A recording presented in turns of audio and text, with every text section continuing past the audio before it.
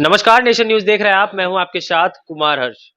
देखिए, देश में दर्जनों पार्टियां हैं और तमाम पार्टियों के अलग अस्तित्व, अलग वर्चस्व और लगातार तमाम पार्टियों के राष्ट्रीय अध्यक्ष अपने पार्टी को संगठनात्मक तौर पर मजबूत बनाने में लगातार प्रचार प्रसार में जुटे रहते हैं।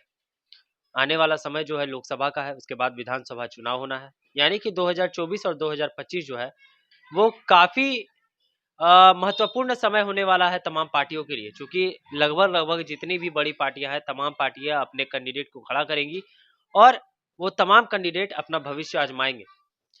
झाझा की राजनीतिक पार्टियों में और राजनीतिक पार्टियों में शामिल कुछ दिग्गज नेताओं ने विधानसभा और लोकसभा चुनाव से पहले बड़ा एक्शन लिया है, या कहे तो राजनीतिक दल जो है उसमें यू टर्न लिया है।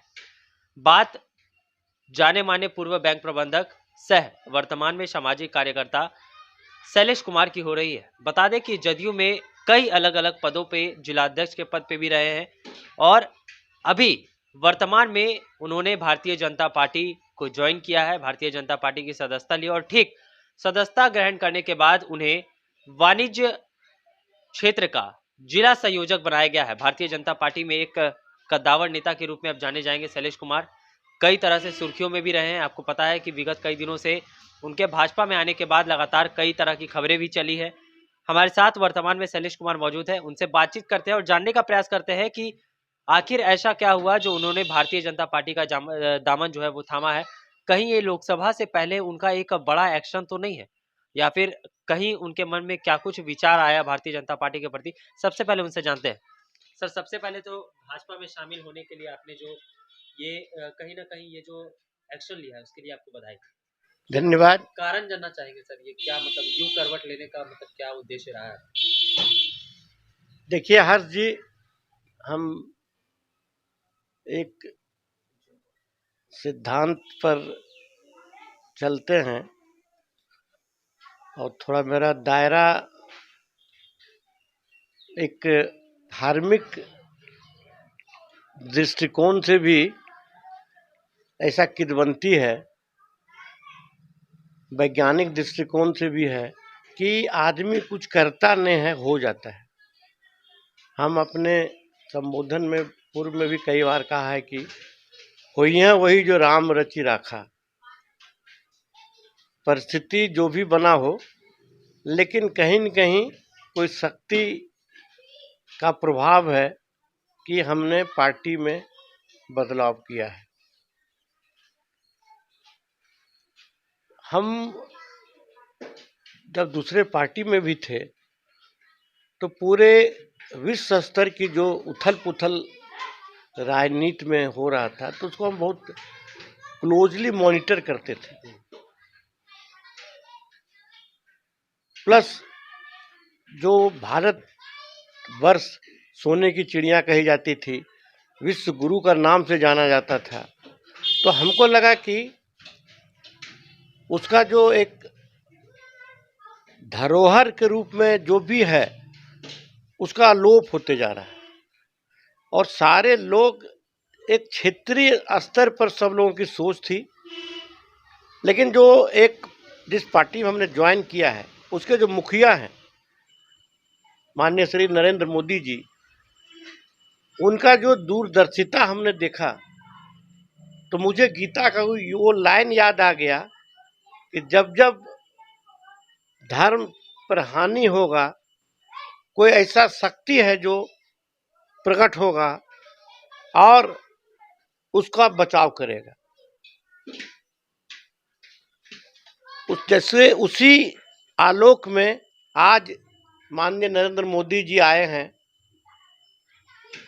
और वो अपना कीर्ति दिखा रहे हैं किसी क्षेत्र में भी। अभी देखिए तुरंत तो 22 जनवरी को होना है, तो 500 वर्षों से जो हमारे पूर्वज हैं श्री राम, उनकी जो मंदिर था, आज देखिए एक तरह से वो वनवास में थे, भारतवर्ष में होते हुए वनवास में थे, उनको सम्मान अपना जगह दिया जा रहा है। देखिए भारतवर्ष का विजय हुआ है क्रिकेट में, तो नॉट ओनली क्रिकेट, जितने भी क्षेत्र में देखिएगा भारतवर्ष की उपलब्धि पिछले वर्षों के मुकाबले बेहतर है। क्यों?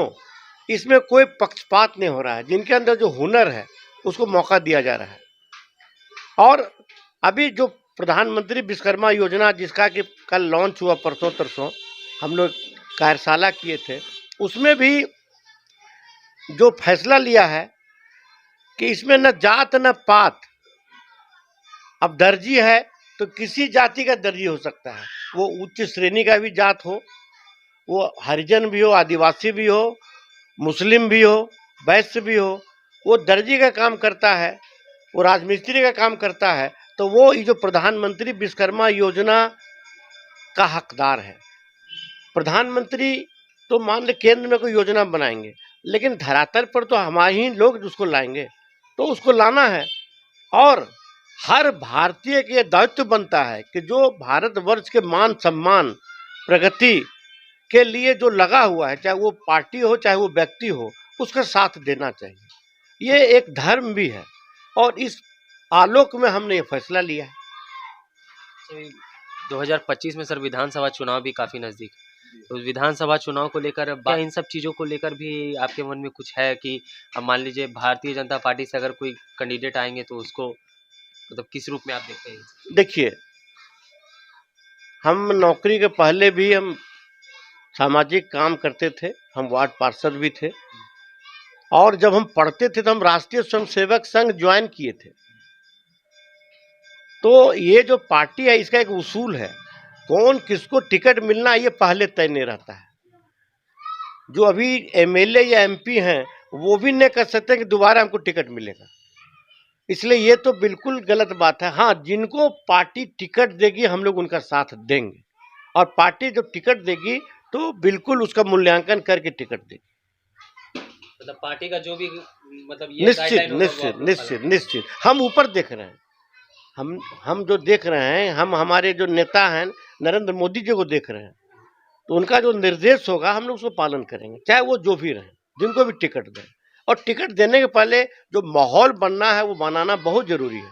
कम से कम झाझा विधानसभा में तो मुझे लगता है कि इसका बहुत आवश्यकता है, और उसमें हम भी एक पार्ट बनेंगे। देखा आपने और सुना भी कि हमारे साथ पूर्व बैंक प्रबंधक सह भाजपा के कद्दावर नेता शैलेश कुमार इस वक्त मौजूद थे। उनसे तमाम बातें हमने जानने का प्रयास किया है, और उन्होंने साफ शब्दों में कहा है कि भारतीय जनता पार्टी एक ऐसी पार्टी है जो ग्राउंड लेवल पर सारे लोगों का दिल से जुड़ी समस्या को सुनने का प्रयास करती है, चाहे वो समस्या आर्थिक तंगी से जुड़ी हुई हो या सरकारी योजनाएं से जुड़ी हुई हो।